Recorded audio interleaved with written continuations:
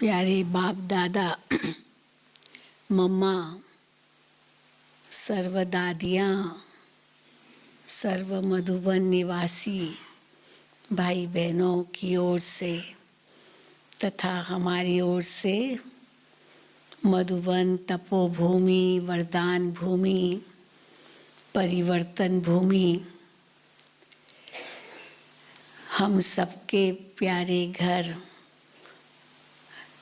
मधुबन के सर्व भाई बहनों की ओर से और हमारी ओर से आप सभी का बहुत बहुत स्वागत है, स्वागत है, स्वागत है। आप सभी महाराष्ट्र, महान राष्ट्र बाबा जिसको कहते हैं, और उसमें भी अकोला से पधारे हैं। अकोला के आसपास आपके कई सेवा केंद्र है, कई गीता पाठशालाएं हैं, और हमारी रुक्मणी बहन से तो बहुत ही पुराना परिचय है। इनका तो पूरा परिवार ही बाबा को समर्पित है। आत्म प्रकाश भाई, ज्ञानेश्वर भाई तो मधुबन में ही रहते हैं, और चंद्रकला बहन इनकी लौकिक माता जी और इनके पिताजी भी दोनों ही मधुबन निवासी थे, यहीं शरीर छोड़ा। इनकी बहन, उनका बेटा वो भी यहाँ समर्पित है।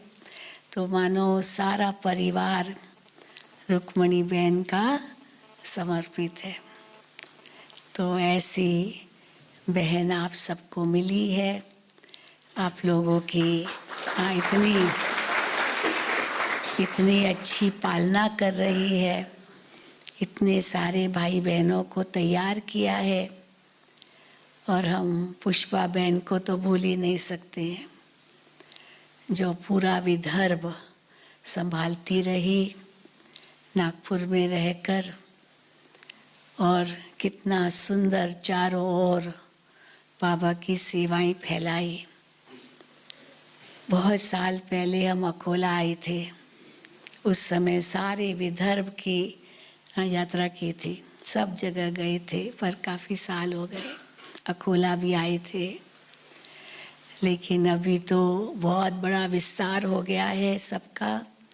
सब सेंटर्स इतने अच्छे अच्छे बाबा के बन गए हैं। तो ये सुनकर देखकर बहुत खुशी होती है कि बाबा की सेवाएं इतनी बढ़ती जा रही है। और आप सब यहाँ बट्ठी करने आए हैं। अगले 3-4 दिन बिल्कुल ऐसे स्थान पर आप तपस्या करने आए हैं जो मानो एक तपस्या का किला है। यहाँ हर एक के अंदर एक ही लगन है, बस तपस्या करनी है, तपस्या करनी है। एक दिन के लिए भाई बहन आते हैं तपस्या करने, और नीचे से आते हैं पर फिर शाम को चले जाते हैं या एक दिन रहते हैं। पर आप लोगों को तो 4 दिन रहने का मौका मिला है, और आप में से कई ऐसे भाई बहनें होंगे जो पहली बार मधुबन में, पट्टी तो कर ही रहे होंगे, लेकिन पहली बार मधुबन में रहने का मौका मिला है। वो हाथ उठाएं। देखो रुक्मणी बहन, कितने भाई बहने हैं, पहली बार मधुबन में रहने का मौका मिला है। बहुत अच्छा, मुबारक हो, मुबारक हो।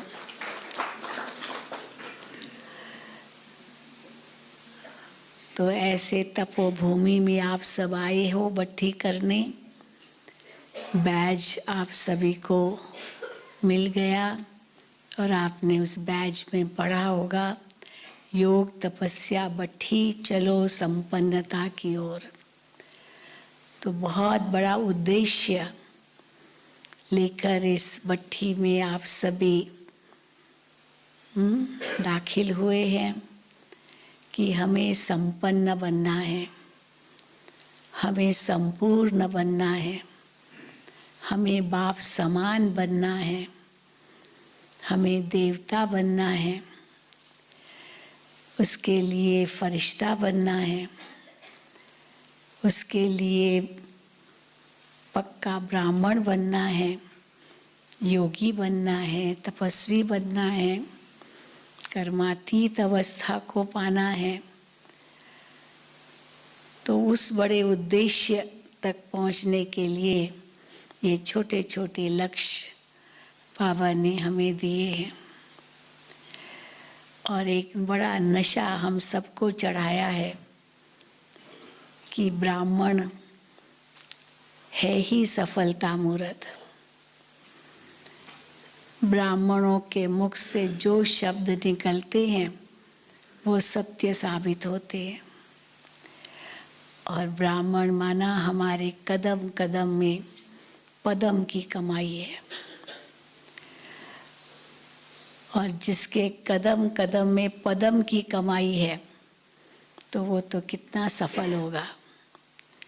इसलिए सफलता हमारा क्या है? जन्म सिद्ध अधिकार है। क्योंकि हम कौन हैं? हम कौन हैं? हमारी दादी जानकी का ये बड़ा स्लोगन था, याद है ना? 3 बार ओम शांति कहकर बहुत नशे से कहती थी, मैं कौन, मेरा कौन और मुझे क्या करना है। और हम सबको भी नशा चढ़ाती थी। तो अपने आप को पहचाना, भगवान को पहचाना, कहेंगे बाप को पहचाना, अपने कर्तव्यों को पहचाना, लक्ष्य को पहचाना। अब उस यात्रा पर चल पड़े। और उसके लिए हम सब ब्रह्मा मुख वंशावली, ब्राह्मण कुल भूषण, भगवान के नैनों के नूर हैं, सिर के ताज हैं। क्योंकि भगवान को हमसे बहुत कुछ कराना है। भक्ति मार्ग में तो हम उनको याद करते थे, अब वो हम बच्चों को याद करते हैं। वो भी जो बाबा के बहुत सर्विसेबल बच्चे हैं, पक्के निश्चय बुद्धि बच्चे हैं। एक बाबा दूसरा न कोई, इसी लक्ष्य से आगे बढ़कर चल रहे हैं। जो पूरे ट्रस्टी हैं, जो बाप का शो करते हैं, उनके लिए तो ये कोई दो मत नहीं कि वो सफलता के पात्र हैं या नहीं। तो जब हम अंदर में उसी निश्चय से आगे बढ़ते हैं, उसी नशे से आगे बढ़ते हैं, तो अवश्य लक्ष्य को प्राप्त करेंगे। तो सफलता किसको कहा जाता है? जो व्यक्ति सुखी है वही सफल है। ये नहीं कि जो व्यक्ति सफल है वही सुखी है, लेकिन जो व्यक्ति सुखी है वही सफल है। क्योंकि जीवन का लक्ष्य कोई केवल धन कमाना, नाम मान इज्जत यश, केवल ये कमाना ही सब कुछ नहीं है। मकान जमीन जायदाद, परिवार बाल बच्चे पोतरे दोतरे, हाँ, बड़ी पलटन पैदा करना, यही लक्ष्य नहीं है इस जीवन का। बाबा ने तो हमको बहुत ऊंचा लक्ष्य दिया है। भगवान का नाम रोशन करना है।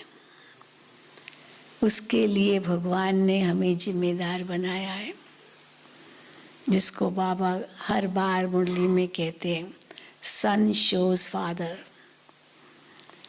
और उसके पहले फादर शोज सन, माना बाप पहले अपने बच्चों को आगे बढ़ाते हैं, बच्चों का नाम बाला करते हैं और याद दिलाते हैं कि बच्चे आप ही वो कल्प पहले वाले हो, आप ही वो कल्प पहले वाले पांडव हो, आप ही वो कल्प पहले वाली शक्तियाँ हो, आप ही वो गुप्त वॉरियर्स हो, गुप्त योद्धे हो।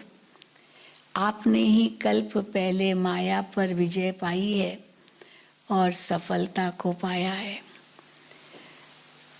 तो आप ही हो वो बाबा हमको स्मृति दिलाते हैं। ये सब शास्त्र, सारे तीर्थ, चाहे सारे त्योहार, ये सब आपका ही यादगार है। तो जब ये बाबा कहते हैं तो नशा चढ़ जाता है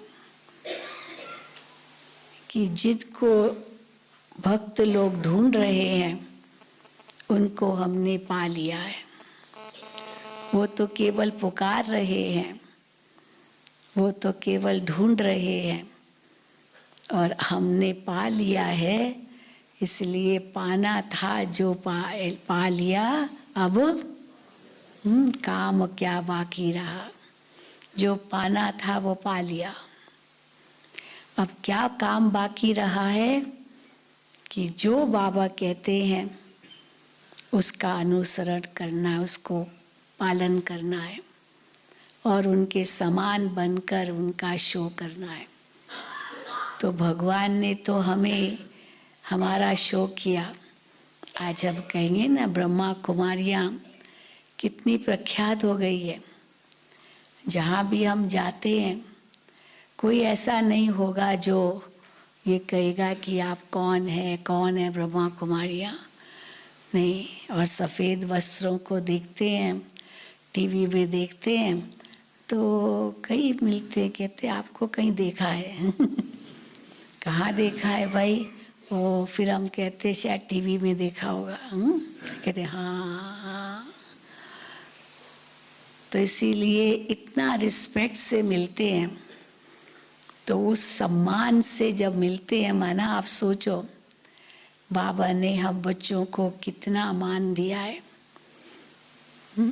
अगर बाबा के न बनते होते तो हम क्या थे? कुछ भी नहीं। लेकिन क्योंकि बाबा के हम बने, बाबा ने हमें इतना आगे बढ़ाया, तो अब हमारा बहुत बड़ा फर्ज बन जाता है कि हम बाबा का नाम रोशन करें। और बाबा तो यही कहते हैं कि आपकी महिमा केवल करे यही बड़ी बात नहीं है, आपके ज्ञान की महिमा केवल करे ये बड़ी बात नहीं है। क्योंकि फिर वो ये भी समझते कि ये ज्ञान तो, ऐसा ज्ञान तो सब संस्थाएं देती है, बहुत अच्छी बातें सुनाते हैं। लेकिन बाबा कहते हैं उनके मुख से ये निकले कि यहाँ ही भगवान है, यहाँ ही परमात्मा अपना कार्य कर रहे हैं। अभी तो यही कहते हैं कि आप लोगों की संस्था बहुत अच्छी है, आप लोग बहुत अच्छा ज्ञान दे रहे हो। तो वो क्या कहते हैं, आप भी, वो भी शब्द जोड़ते हैं। लेकिन बाबा कहते हैं वो समय आएगा जब वो भी शब्द बदल कर ही शब्द हो जाएगा। आप ही वो ऊंचा ज्ञान दे सकते हो, आप ही जीवन में सुख शांति ला सकते हो। लेकिन वो तब होगा जब हर एक का चेहरा बाबा का नाम रोशन करे। तो सच्चा सुख जीवन में अगर है तो सच्ची सफलता है, और वो भगवान हमें दे रहे हैं। हाँ, इसीलिए मनुष्य तो सुख शांति के लिए भटक रहे हैं।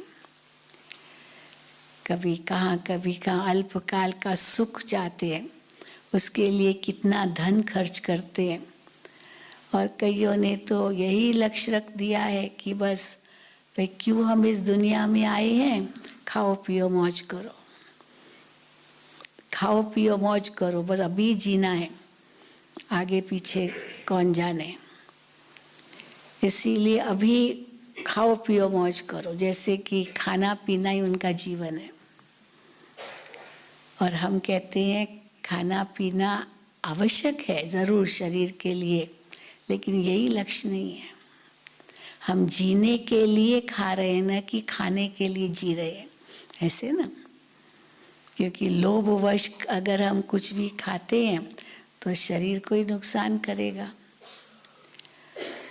तो तन का सुख, मन का सुख, धन का सुख, संबंधों का सुख, अगर ये चारों प्रकार का सुख है, तन मन धन जन कहते ना, चारों प्रकार का सुख है, तो कहेंगे वो सच्चा सुखी है और वो सफल व्यक्ति है। तो ऐसा कौन होगा दुनिया में जो ये दावा करेगा कि हमको चारों प्रकार का सुख है? बाबा कहते हैं वो सतयुग में तो था ही, लेकिन अभी भी किस रूप में हम समझते हैं? ऐसे नहीं कि तन का रोग नहीं आएगा, क्योंकि अंतिम जन्म है तो कर्मों का हिसाब किताब तो खत्म करना ही है। ये तो हो नहीं सकता कि हम इतने योगी हैं, हम इतने तपस्वी हैं, तो ये कर्मों का हिसाब किताब क्यों? लेकिन क्योंकि बाबा ने हमें इतना ज्ञान दिया है, जिसके कारण वो तन का रोग लगता नहीं है। हमने यही अनुभव किया है कि ये तन तो बाबा को दे दिया, अभी बाबा चला रहा है। और अगर कुछ छोटी मोटी व्याधि आती है तो ये भी कुछ सूली समान वो कांटे की तरह खत्म हो रही है। सूली समान आ सकती थी ऐसी व्याधि या जो भी, परंतु वो कांटे इसके रूप में खत्म हो रही है। और अगर मान लो है भी बड़ी तो बाबा चला रहा है, जो बाबा को कराना होगा उसमें कल्याण है। मेरा तो शरीर है ही नहीं, तो बाबा को दिया सबने बाबा को शरीर, अब बाबा जैसे चलावे। तो हिसाब किताब तो यहीं चुकतो करना है, धर्मराजपुरी में तो नहीं चुकतो करना है ना। तो योग बल से वो जो हिसाब किताब है वो भी हल्का हो जाता है। इसीलिए योग बल को हमें कमाना है। अगर योग बल से हिसाब किताब नहीं पूरा किया तो फिर सजाओं के बल से हिसाब किताब चुकतू होगा। उसे तो अभी थोड़ा बहुत तन का रोग आया, कुछ समस्याएं आई, कोई विघ्न आए, हिसाब किताब चुकतू हो रहा है। क्या निश्चय करते हैं? हिसाब किताब चुकतू हो रहा है। तो खुशी खुशी करते हैं या दुखी होके करते हैं? हाँ, तो खुशी खुशी अगर करते हैं तो सुख तो अभी जीवन में। इसीलिए तन का सुख का मतलब ये नहीं कि रोग नहीं आएंगे, लेकिन सुख इस हिसाब से है कि खुशी खुशी उसको चुकतू करें। एक भाई अपना अनुभव सुना रहा था, बहुत अनन्य भाई है। तो उसकी सर्जरी हुई बहुत बड़ी, तो डॉक्टर ने कहा कि 50-50 चांसेस है कुछ भी। तो उसने कहा कोई बात नहीं, अगर बाबा को मुझसे सेवा करानी होगी तो बाबा सक्सेस सफलता देंगे। अगर बाबा को अपने पास बुलाना होगा तो बुला लेंगे, इसमें क्या है, इसमें क्या है। तो डॉक्टर भी हैरान हो गया कि देखो, हाँ इतना निश्चय है इस आत्मा को। और वो इतना निश्चिंत होकर के ऑपरेशन कराने गया, बिल्कुल निश्चिंत होकर कि बाबा को जो कराना होगा। और सचमुच मन चित डॉक्टर्स भी हैरान, जो इतना मेजर ऑपरेशन होना था वो बिल्कुल माइनर हो गया, एकदम हल्का, और एकदम ठीक हो गया। तो डॉक्टर्स ने कहा ये तो चमत्कार हो गया, कमाल हो गई। लेकिन वो किस आधार पर हुई? निश्चय वादा के आधार। बाबा को अगर मुझे रखना है इस शरीर में, सेवा करानी है तो ठीक कर देगा। अगर बाबा को कोई नया शरीर देना है तो मैं तैयार हूँ, इसमें क्या है। बाकी मेरा तो कुछ है नहीं है? क्योंकि मेरा मेरा मेरा करते तब चिंताएं होती है, मेरा तो कुछ है नहीं, ये सब बाबा का है। तो वो इतना बड़ा जो विघ्न समझते थे दूसरे, उसने कहा कुछ नहीं, कोई नहीं, इतना हल्का हो गया, और सचमुच हल्का हो गया। तो इसीलिए तन का रोग ये दुख नहीं देता है। ब्रह्मा बाबा ने भी ऑपरेशन कराए हैं, हर्निया का ऑपरेशन बाबा ने कराया था, कई मतलब छोटे मोटे तो कराए थे। लेकिन ऑपरेशन करने के बाद दूसरे दिन बाबा तो बच्चों से मिल रहे हैं, बात कर रहे हैं, हाँ खुशी है। तो डॉक्टर जैसे ही आया, अपना हॉस्पिटल में ही थे बाबा, और डॉक्टर आया तो डॉक्टर से ही बाबा पूछते, बच्चे कैसे हो? डॉक्टर कहता है मैं अपने पेशेंट से पूछूं कैसे हो, या पेशेंट मेरे से पूछ रहा है कैसे हो? नहीं तो क्या होता है भाई, डॉक्टर पूछता है ना कैसे हो, दर्द वरद है या नहीं है। और यहाँ तो बाबा का बच्चा है, वो भी बाबा का बच्चा है, तो बाबा के लिए तो सब बच्चे हैं। तो जब बाबा ने उससे पूछा बच्चे कैसे हो, तो उसने कहा ये तो महान आत्मा है। ये तो खेल था जो ऑपरेशन भी हुआ। नहीं तो लोग कितनी चिंता करते, हाय मेरा ऑपरेशन हुआ है, हाय मेरा ऑपरेशन हुआ है ना, सोचते ही रहते। और यहाँ तो बाबा ने इतना हल्का कर दिया। तो देखो, इसीलिए तन का भी सुख है, हम कहेंगे चाहे रोगी है तो भी तन का सुख है, क्योंकि तन हमारा नहीं है, ये हमें सुख दे रहा है। क्योंकि इस तन में रहना ये भी एक बहुत बड़ा भाग्य है। इसी तन में हम सेवा कर सकेंगे, भगवान का नाम बाला कर सकेंगे, और कुछ नहीं तो बिस्तर पर लेटे लेटे भी हर्षित चेहरे से, चमकते चेहरे से हम बाबा की सेवा कर सकेंगे, नाम बाला कर सकेंगे। हमारी दादियाँ तो यही बताती थी, हॉस्पिटल में उनकी जब एडमिट होती थी तो दादियाँ तो यही कहती थी, वो डॉक्टरों की सेवा करने जा रहे हैं। किस लिए जा रहे हैं? हाँ, डॉक्टरों की सेवा करने जा रहे हैं। और आपको पता होगा ना, गुलजार दादी के जो डॉक्टर्स थे, जो इतने मतलब बहुत ही होशियार, आप सोचो कितनी वो उनकी तनख्वाह होती होगी वो हॉस्पिटल की भी, लेकिन दादी के आगे तो ऐसे तत्मस्तक हो जाते थे बिल्कुल।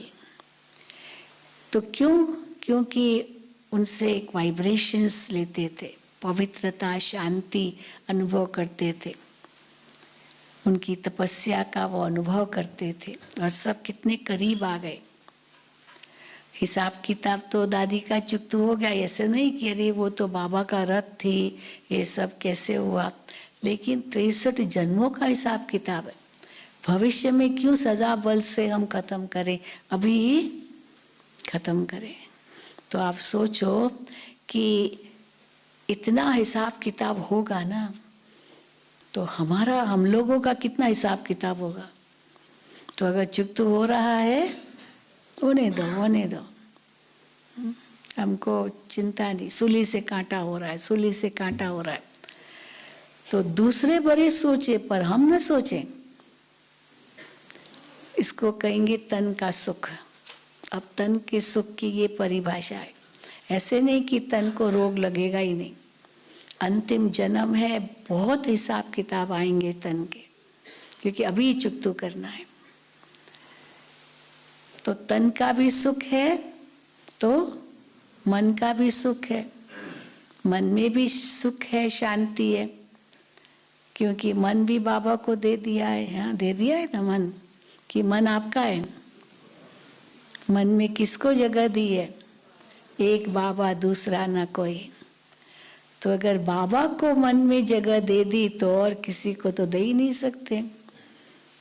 देखो आज 14 तारीख है ना, उसको आज वैलेंटाइंस डे कहते हैं। हाँ, दिल देना। तो दुनिया वालों को जो हम दिल देते हैं आए हैं, उससे क्या हुआ? दिल दिया, दर्द ही लिया। हाँ, ऐसे ही होता है ना। और दिल क्या दिया, या दिल को दिल में किसको स्थान दिया? तो दिल में कितनों को स्थान देते हैं? अनेकों को स्थान दे देते हैं, दिल में एक को थोड़ी देते हैं। तो दिल में अनेकों को स्थान दे दिया तो दिल के टुकड़े टुकड़े हो गए।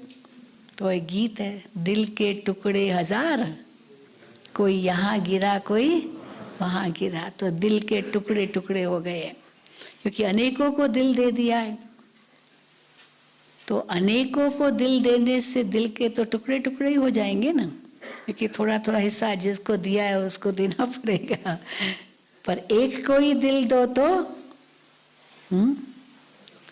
तो सारे जो दर्द है दिल के वो सब खत्म हो जाएंगे, क्योंकि एक को दिल दिया। तो इसीलिए वो नहीं कहेंगे कि दिल दिया दर्द लिया, नहीं, दिल दिया और हाँ, दिलवर को, सच्चे माशूक को दिल दिया तो वो दिलवर हमारी सब आशाएं पूर्ण कर देता है 21 जन्मों के लिए। तो इसीलिए दिल कहो मन कहो, वही बात है, दिल कहो मन कहो और वहाँ दिमाग कहो माना बुद्धि कहो, क्योंकि आत्मा का दिल तो मन है ना, और आत्मा का दिमाग उसकी बुद्धि है। कई कहते ना आत्मा कैसे देखती है, कैसे सुनती है, कैसे बोलती है, तो मन बुद्धि संस्कार यही इनका काम करते हैं। मन है उसका दिल, हाँ, बुद्धि है उसका दिमाग, और जो बोल है वो जो संकल्प चलते हैं, वाइब्रेशंस चारों ओर फैलते हैं, वो उनका संस्कार जो कर्म से दिखाते हैं। तो इसीलिए आत्मा देखती भी है, बोलती भी है, सुनती भी है। जैसे कोई शरीर छोड़ता है तो कहते हैं ना, आजकल तो इसकी बहुत रिसर्च चल रही है, आउट ऑफ बॉडी एक्सपीरियंस। तो आउट ऑफ बॉडी एक्सपीरियंस जैसे कि वो आत्मा सूक्ष्म शरीर में वो ऊपर से अपने डेड बॉडी को देख रही है। शरीर मृतक है, एकदम पथरा गया है, लेकिन वो ऊपर से देख रही है।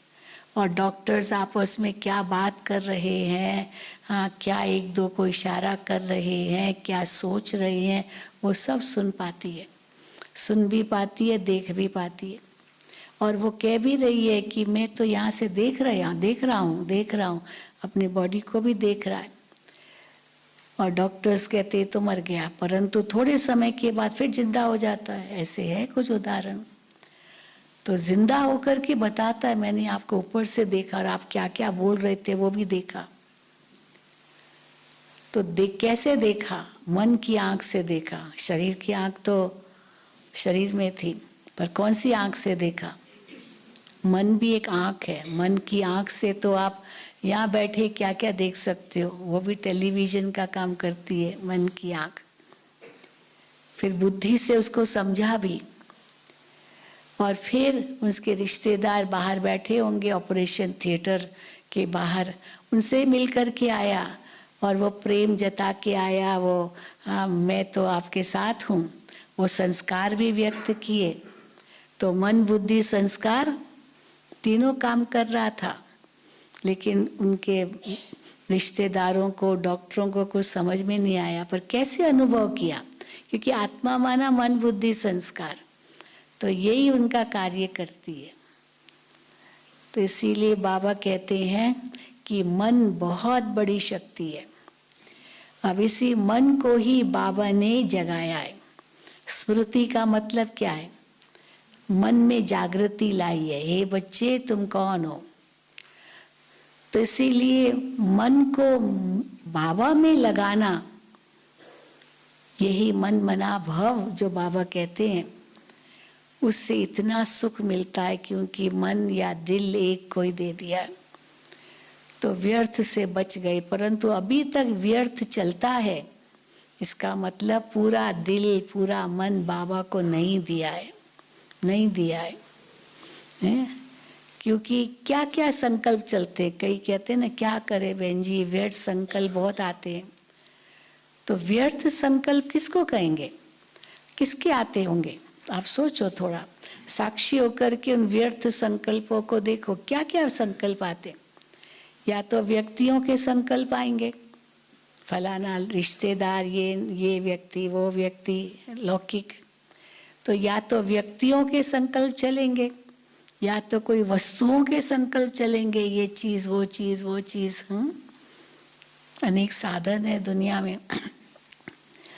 या तो व्यक्ति, या तो वस्तु, या तो कोई वैभव, मकान, जमीन, जायदाद, उसके संकल्प चलेंगे। या तो फिर कोई घटनाओं के संकल्प चलेंगे, ऐसे हुआ ऐसे हुआ ऐसे हुआ, तो जो हुआ वो घटनाएं जो घटी उनके संकल्प चलेंगे, या तो कोई स्थान के संकल्प चलेंगे, जिस स्थान का आपको पता है, जिस स्थान को आपने कभी देखा नहीं, कहीं पढ़ा नहीं, कभी सुना नहीं, उसके थोड़ी संकल्प चलेंगे। तो व्यक्ति, वस्तु, वैभव, घटना और स्थान, ये 5 चीजें हैं जिसके बारे में आपका मन सोचता है। यही, पर वो क्यों व्यर्थ कहा जाता है? क्योंकि बाबा कहते ये सब खत्म होने वाला है, ये सब खत्म होने वाला है, इसीलिए व्यर्थ है, इसीलिए भूलो, छोड़ो। जो हमारी बड़ी दीदी का ये महामंत्र था, बड़ी दीदी मनमोहिनी दीदी का यही मंत्र था, छोड़ो छोड़ो, अभी घर जाना है, अभी घर जाना है, अभी घर जाना है। ये सब मरे पड़े हैं, अर्जुन को यही कहा, ये सब मरे पड़े हैं, इनको मत देखो। तो बाबा वही तो गीता का ही ज्ञान दे रहे हैं, ये सब मरे पड़े हैं, क्या देखना इनको। वैसे भी जब किसी व्यक्ति का अंतिम घड़ियां हैं, डॉक्टर होपलेस केस कह देते हैं, कुछ घंटों का मेहमान है ये कह देते हैं, तो फिर धीरे धीरे क्या होता है, उनसे जो उनके प्रति जो मोह होता है वो कम होता जाता है ना, कि नहीं होता है, कि बढ़ता है? क्या कहेंगे? अनुभव होगा ना आप लोगों को। बहुत उसमें मोह था, पर डॉक्टर ने कह दिया कि बस जाना तो सबको है, ये तो होगा ही नहीं कि कोई आया है रिटर्न टिकट नहीं लेकर आया है। सब रिटर्न टिकट लेके आए होंगे ना वापस अकोला जाने की, कि नहीं लाए हो? हाँ, तो दूसरे जन्म में जाने के लिए रिटर्न टिकट तो लेके आए होंगे ना, कि मरना ही नहीं है। मुझे याद है एक भाई ने यहाँ शरीर छोड़ा मधुबन में, एकदम हट्टा कट्टा था, एकदम हार्ट फेल तो हो ही जाता। वो भोली दादी हमारी थी, उनसे मिल रहा था और कहीं उसको जाना था, तो भोली दादी से टोली ले रहा था, उनको कह रहा था मैं यहाँ जा रहा हूँ। बस उसी समय उनको हिचकी आई और भोली दादी के कंधे पर ही सिर गया, मतलब उसी समय आत्मा ने शरीर छोड़ा। हार्ट फेल एक तो 1 सेकेंड में होता है। खड़े खड़े बातें कर रहा था जैसे कुछ नहीं, जाना है उसको। उनको सब सामान वागा पैक किया था और अचानक तो डॉक्टर को बुलाया, तुरंत उसको लेके गई, डॉक्टर को बुलाया तो डॉक्टर वो तो दूसरा व्यक्ति उनके साथ जो था भाई, वो कहे ये कैसे चला गए, तो अभी हाँ इतना अच्छा था, कुछ भी नहीं था। तो डॉक्टर ही उसको कहता है अरे आखिर एक दिन तो सबको जाना है ना एक दिन तो सबको जाना है ना, ऐसे थोड़ी हम और आप यहाँ रह जाएंगे, सबको जाना है। रिटर्न टिकट सबकी है, लेकिन कब है कब की है वो पता नहीं है ना, जाना तो सबको। इसलिए बाबा कहते अचानक होना है। लेकिन समझो किसी का पता चलता है कि वे अभी थोड़े दिन के मेहमान हैं और फिर बहुत मोह है उसमें, लेकिन धीरे धीरे क्या करना है, मोह तो हटाना ही है। अभी इसका इतना ही हिसाब किताब हमारे साथ, क्योंकि आखिर तो सबको जाना है। तो इसीलिए बाबा कहते मन कहाँ कहाँ जाता है। जब ये पता चल गया कि ये सब मरे पड़े हैं, क्या मोह लगाना है, मोह डालना है इसमें, ये सब खत्म होना है। बाबा बार बार हर मुरली में ये बता रहे हैं।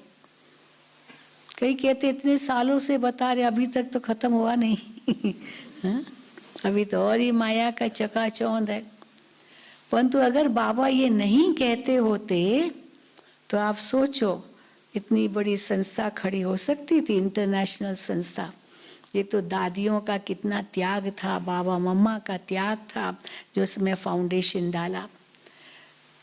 बाबा ने तो उसी समय कहा कि अगली दिवाली नहीं आएगी, तो सबने सोच लिया हाँ अगली दिवाली नहीं आएगी, बस नशा चढ़ गया। और बाबा ने यहाँ तक कह दिया सब साथ चलेंगे, सब साथ उड़ेंगे, सब साथ जाएंगे, हाँ सब साथ रहेंगे, साथ ही जाएंगे। तो सब ने यही सोच लिया कि कोई शरीर भी नहीं छोड़ेगा। हाँ, सब साथ ही जाएंगे का मतलब क्या है? सब शरीर में होंगे और सब एक साथ जाएंगे। लेकिन जब मम्मा ने शरीर छोड़ा तो लोगों के मन में आया मम्मा चली गई। तो बाबा ने नया राज खोला कि अभी एडवांस पार्टी शुरू होगी और मम्मा उसकी लीडर बनेगी। एडवांस पार्टी चाहिए जो सतयुगी देवताओं को इस सृष्टि पर लाएंगे, वो एडवांस पार्टी चाहिए। इसलिए वो कहाँ से आएगी? इन्हीं योगियों में से ही तो जाएगी। इसलिए मम्मा उनकी लीडर बनेगी। अब नया राज खुल गया। सतयुग की स्थापना ऐसे थोड़ी है कि बस अब सब साथ रहेंगे, साथ चलेंगे, हो गया सतयुग।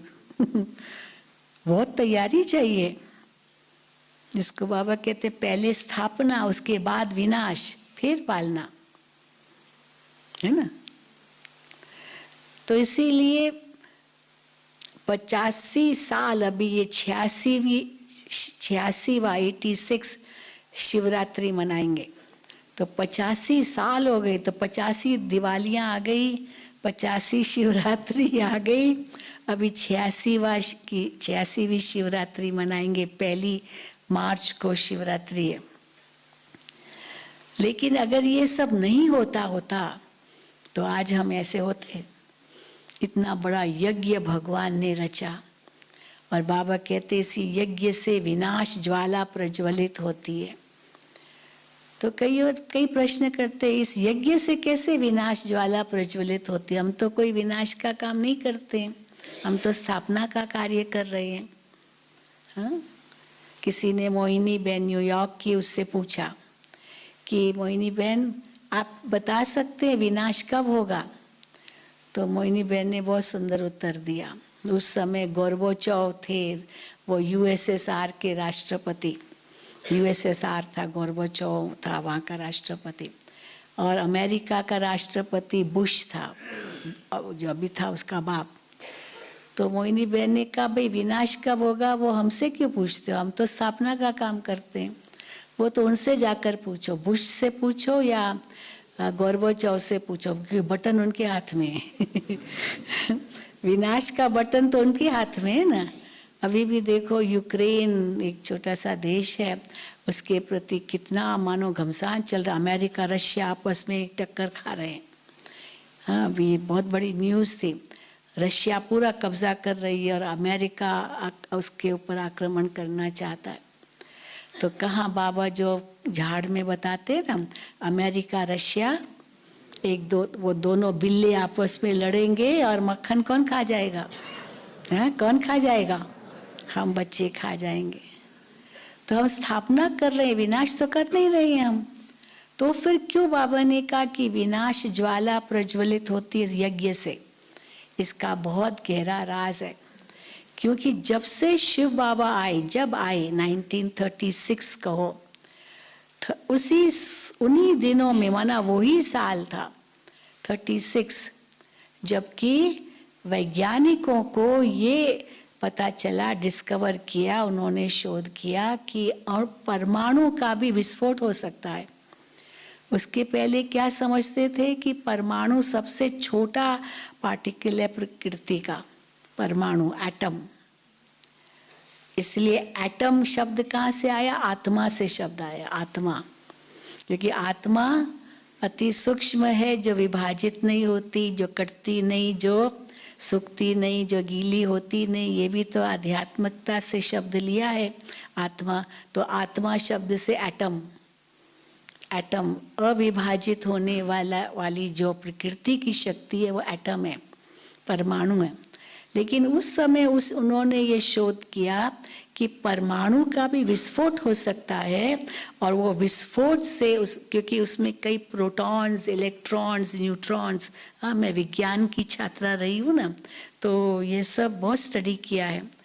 तो उसमें से एक इलेक्ट्रॉन रिलीज अगर हुआ, एक इलेक्ट्रॉन इतनी एनर्जी पैदा होती है जिसके आधार से आइंस्टाइन ने बहुत बड़ा इक्वेशन दिया, E = mc², mass into square velocity of light. एक इलेक्ट्रॉन, एक एनर्जी पार्टिकल, एक से इतनी शक्ति प्रकट होती है। तो अगर अनेक एटम्स से शक्ति प्रकट हो तो कितना बड़ा विस्फोट होगा, कितना बड़ा सर्वनाश होगा।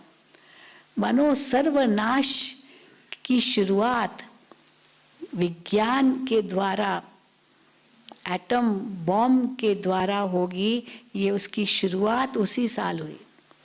तो यज्ञ भगवान ने यहाँ रचा स्थापना का और विनाश के लिए साइंसदानों को प्रेरणा किया, ऐसे ही कहते हैं।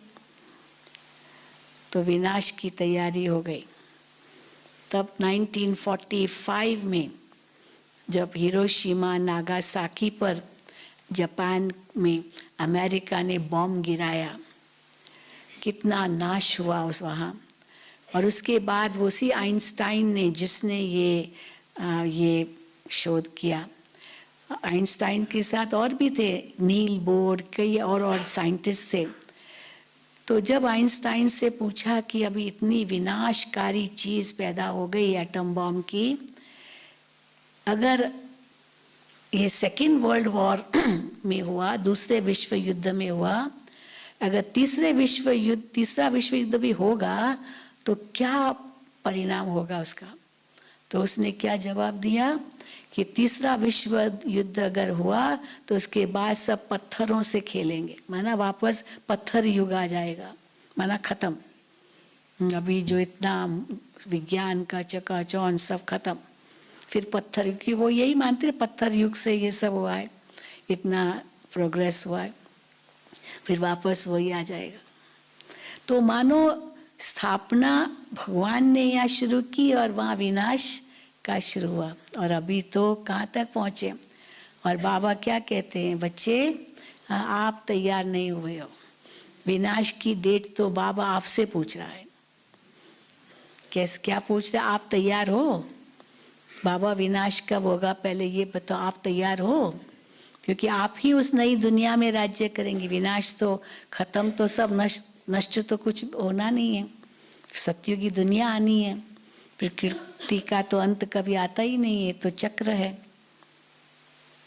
तो जब हम ही वहाँ राज्य करेंगे पर हम ही तैयार नहीं हैं, तो फिर विनाश भी रुका हुआ है।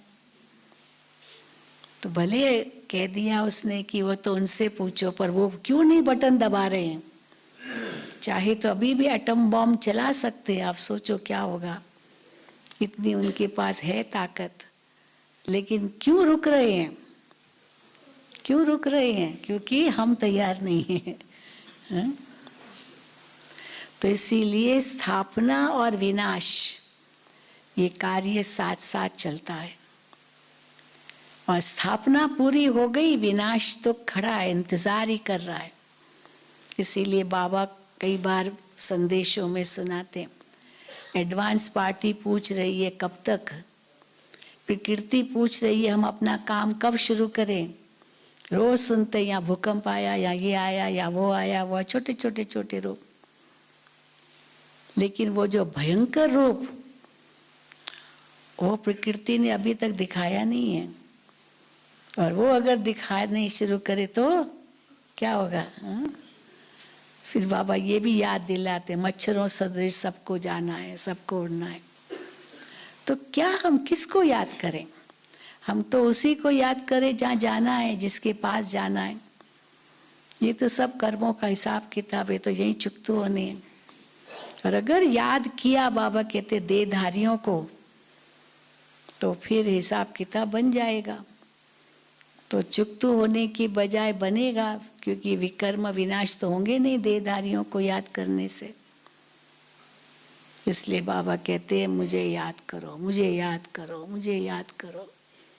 उस बिंदु को पहचानो, बिंदु में समा जाओ, लवलीन हो जाओ। अभी 1 महीना, जनवरी का महीना पूरा वो लवलीन अवस्था का ही चला। इसलिए यही अपनी चेकिंग है। अगर संपन्न संपूर्ण बनना है, कर्मातीत बनना है, बाप समान बनना है, देवता बनना है, तो इसलिए मन भी बाबा का ही है। बाबा को ही दे दिया तो और कौन आ सकता है? कोई नहीं। फिर धन भी बाबा का है, हाँ, तन मन धन, धन भी बाबा का है।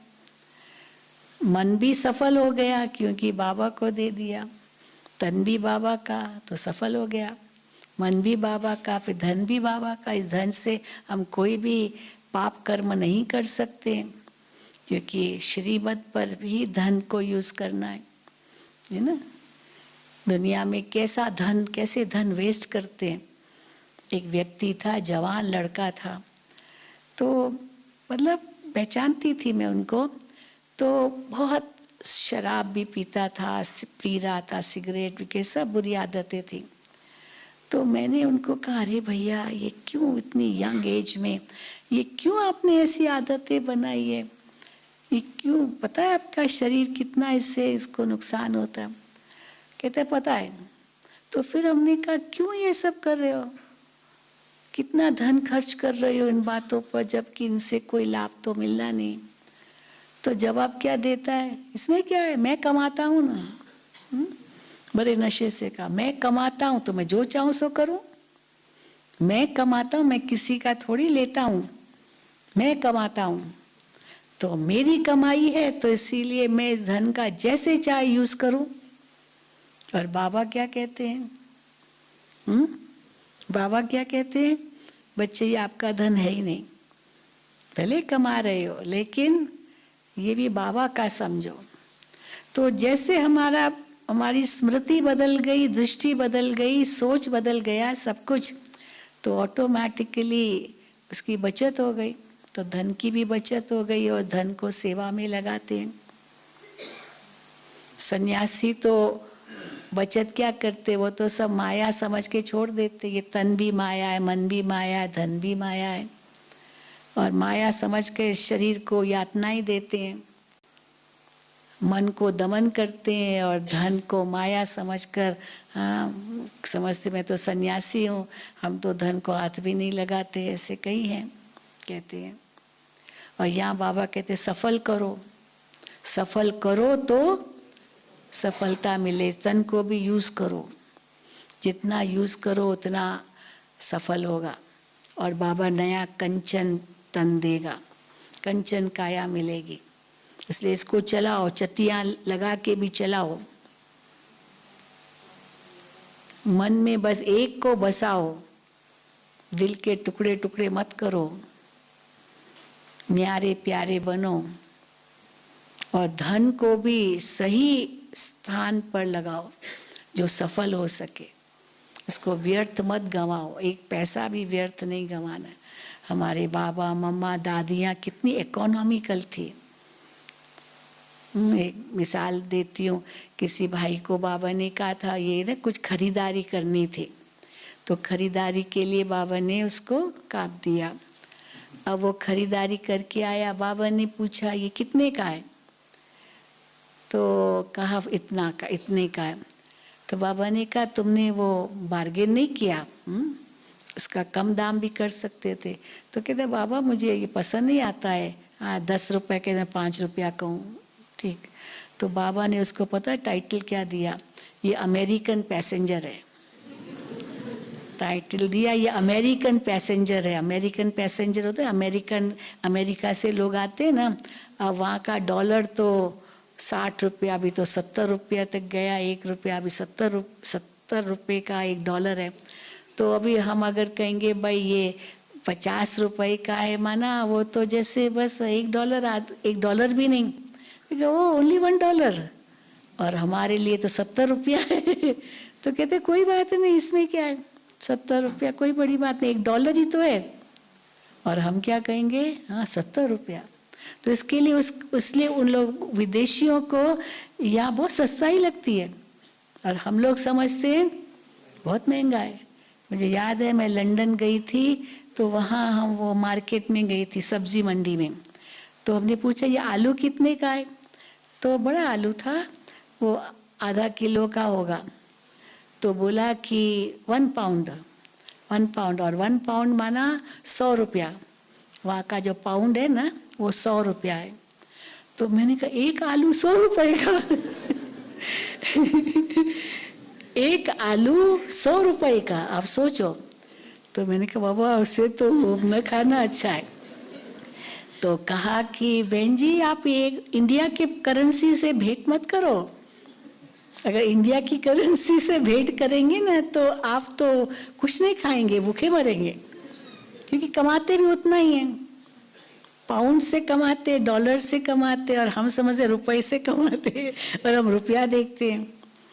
इसीलिए तो फिर हमने जब भेंट करना शुरू बंद ही कर दिया तो फिर थोड़ा लगा कि हाँ ठीक है। और उनके लिए तो वो तो कोई नई बात नहीं है।